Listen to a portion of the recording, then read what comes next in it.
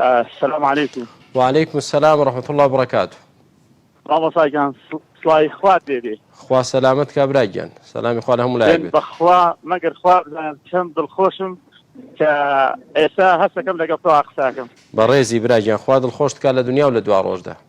مامۆستا گیان من سینەماکار بووم، سینەماکارێکی ناسراویشم. مەڵێ. لە گەرنای خۆم بڵێم زۆربەی خەڵکەم ناسن، مەبەستێکم هەیە لەم پەیوەندیە کە دەڕوبەڕوو لەگەڵ بەڕێستا قساکەم. مەڵێ. زیاتر لە 20 ساڵە خەرچی کاری هونەری بوومە، کاری سینەمام کردو و دەرهێنەرێکم کەمێکیش بەناوبانگم و چی خەڵاتمەیە 55 فستیڤاڵی نێودەوڵەتی ناخۆییم بینیوە. بۆیە ئەمە باسەکەم دەیان کۆنفراس و دەیان فستیڤاڵی گەورە خەڵاتم بەش کردێتەوە و 1000 کەس چەڵیان وەرێداوم. بەڵام ئەوەی کامێ بیڵێم و لە دڵمایە کە تۆ بینم لا إله إلا الله چەند دڵخۆشم پێشەوەی بمرم گەیشتمە ئەم قەناعەتە و تێگەیشتم لەوەی دینداری سەلەفیە چەند جوان بەشەرەکان تێگەین بۆی جوان لە ژیان بڕوانم.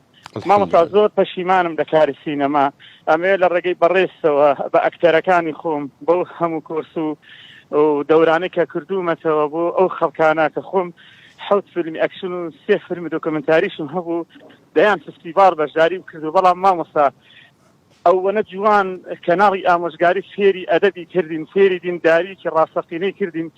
گریانم دێ بۆ ئەو خەڵکانەی کە وەکو من سینەماکار و هونەرمەند و ئەکتەر بن بمرن بەڵام وەکو من لە سەلەفیەت و لە بەڕێستان تێ نەگەیشتن.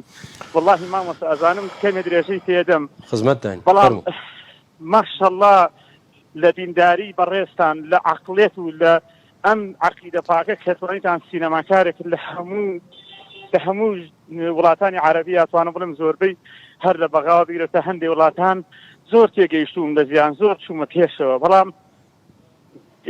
بەزەی بۆ کەسانە دێ کە نەیانتوانێت لە تۆ تێبگەین. وەڵڵاهی مامۆستا تۆ پێویست بە منی ئەم قسانەکەم بەس عالمی، وەڵڵاهی تۆ زانایەکی ئاینیت.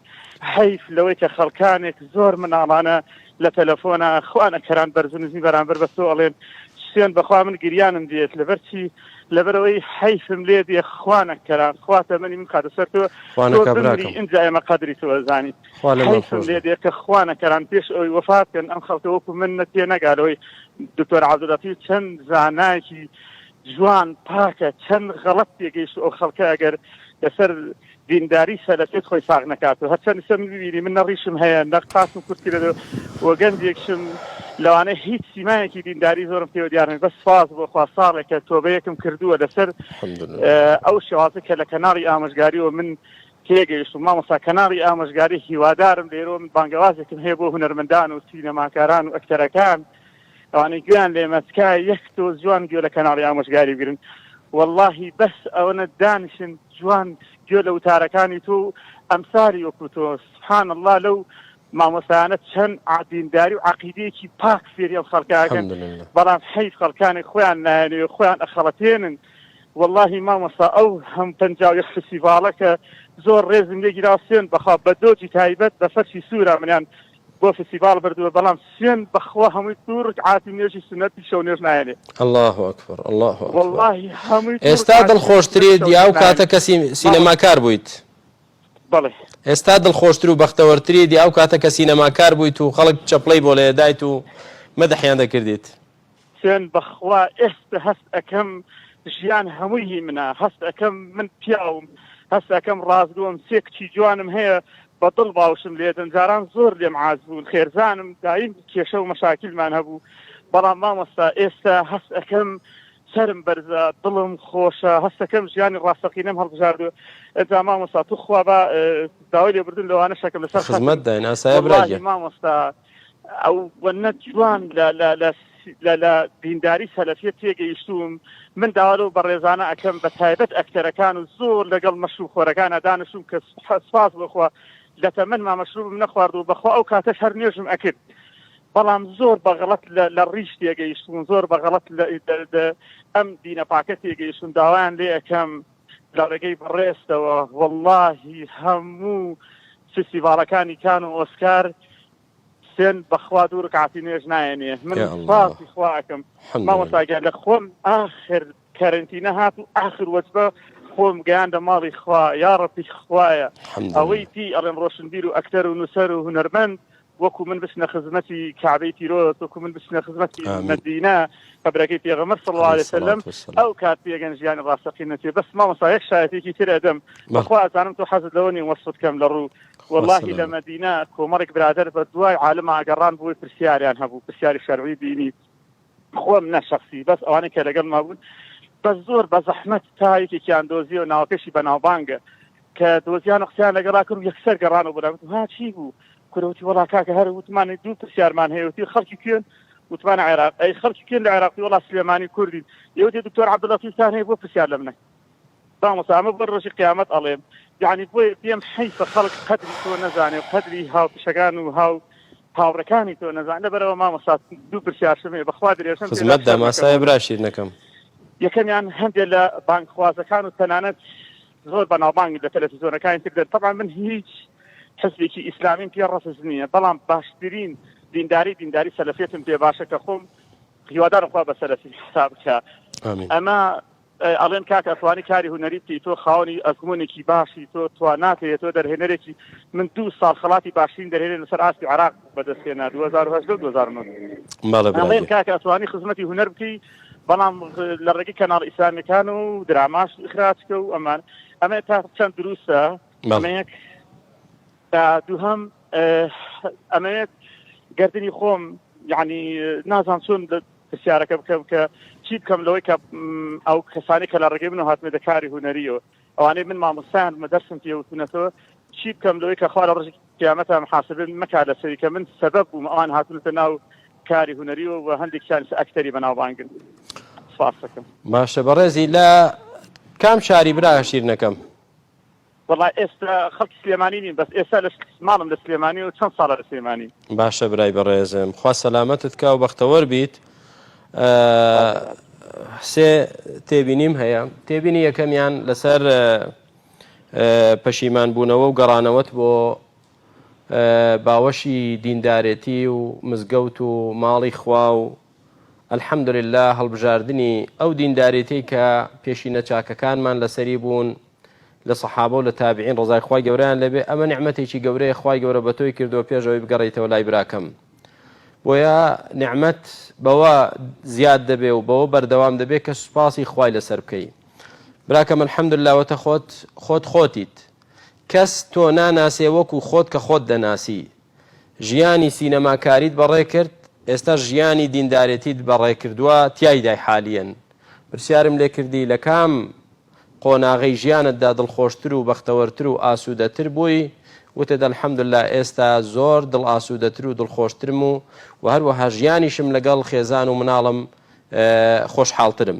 ئەوەش سوپاسی خوای گەورەی دەوێ بۆیە داوا لە هەموو ئەو کەسانەی تر دەکەین کە ئاوا بە ناوی هونەر و فەنەوە دوور کەوتونەتەوە لە خوا بگەڕێنەوە لای خوا بەخوا سەعادەت و بەختەوەری لە پتەوکردنی پەیوەندیدایە لەگەڵ خوا بەڕێزانم مرۆڤ کە بێت و لە خوا بپچڕێت کە لە خوا بپچڕێت یعنی نمونەیەک دێنمەوە کە زۆر بچووکە ناگاتە ئەو ئاستە ئەگەر مناڵێکی شیرەخۆر یا 1 ساڵ یا 2 ساڵ لە دایکی دا ببڕێت و وێڵ بێت چی لێ بەسەر دێت بە تایبەتیش لە ناو یعنی بۆ نمونە یعنی لە بیابانێک کە ئاژەڵی لێبێت دڕندەی لێبێ شتی لێبێت کەس نەبێ بیپارێزێ کەس نەبێت یعنی خواردنی بداتێ شیری بداتێ دەبێ حاڵی مناڵە چۆن بێ دایک دەی وەڵڵاهی خوای گەورە بەڕەحمترە لە دایک بە ئێمە چۆن دایک بەڕەحمە لەگەڵ مناڵەکەی خوا بەڕەحمترە جا تۆ ئەو خوایە ئەڕەحمان ڕەحیمەت لە دەستچێت پەیوەندیت لەگەڵی نەمێنێ قەت ئومێدی ئەوە مەکە کاچی هونەرمەندی ڕۆشنبیر دڵخۆش بیت واللهی دڵخۆشیەکانت کاتیە و وەکو بەنجکردن وایە چۆن کەسێک کە زۆر ئازاری نەخۆشی هەیە حەبێک یا دەرزیەکی موسەکینی دەدەنێ ئازارشتێنی دەدەنێ ئەمە تەنها ئازارەکەی دەشتێنە جینە نەخۆشیەکەی هەرماوە تۆش ئەو کاتێک کە خەریکی ڕابواردنی ئەها ئازارت دەشتێ ئەو کاتێک کە خەریکی مەشروب خواردنەوەی ئازارت دەشتێ بەڵام دوایی کە بیر دەکەیتەوە تۆ وێڵی سەرگەردانیت ئەوەی کە تۆی بۆ دروستکراوە ئەوە نییە کە تۆ خەریکیت بۆیە حقیقەتەن گەڕانەوە بۆ لای خوا تامی خۆی هەیە. بگەڕێنەوە لای خوای پەروەردگار و لە خوا نزیک بن. ئەو کاتە دەزانن کە تامی دیندارێتی و لە خوا نزیک بوون و یادی خواکردن چەند شیرینە، ژیان چەند خۆشە لەگەڵی. دەستخۆشی لێ دەکەین و دوعای خێرت بۆ دەکەین براکەم سەرکەوتوو بیت. قسەی دووەمم ئەوەیە کە دەڵێیت بانگ خوازان پێیان وتوم کاری هونەری بەردەوام بکەم. برا شیرنەکەم پێغەمبەری خوا عەلەیهی سەڵات وسەلام دەفەرمێ من استطاع منكم أن ينفع أو ياخذ دەفەرمێ احرص على ما ينفعك أو تريان أن ينفع أخاه فليفعل. لو حديثي تردا دەفەرمێ احرص على ما ينفعك واستعن بالله. هەر شتێک کە سوود دەگەێنێ بە دینت دنیات دوا ڕۆژت پێچەوانەی شەرع نەبێ ئەو بیکە قەیناکە. بۆیە کە تۆ دەرهێنەرێکی باشیت، سینەماکارێکی پێشکەوتویت و لەو هەموو فیستیڤاڵ و لەو هەموو شتە بەشداریت کردووە، تێگەیشتی ئەگەر لە چوارچێوەی شەرعدا بتوانی خزمەت بە دینەکەت بکەیت ئەمە کارێکی خراپ نییە، کارێکی خراپ نییە. وەکە حەزیش دەکەی سەردانێکی کەناڵ بکە، ئیدارەی کەناڵ لێرە لە سلێمانی ئینشاءالله زۆر شت هەیە. یعنی فەرمودەی پێغەمبەری خوا عەلەیهی سەڵات وسەلام کاتێک کە بکرێتە شێوازی کورتەفلیمێک، یعنی خەڵک فێری ئاداب دەکرێت لەسەری فێری سونەتی پێغەمبەری خوا دەکرێت عەلەیهی سەڵات وسەلام لەسەر ئەو جۆرە شتانە، لەوانەیە ڕۆڵێکی زۆر چاک و بەسوود ببینی.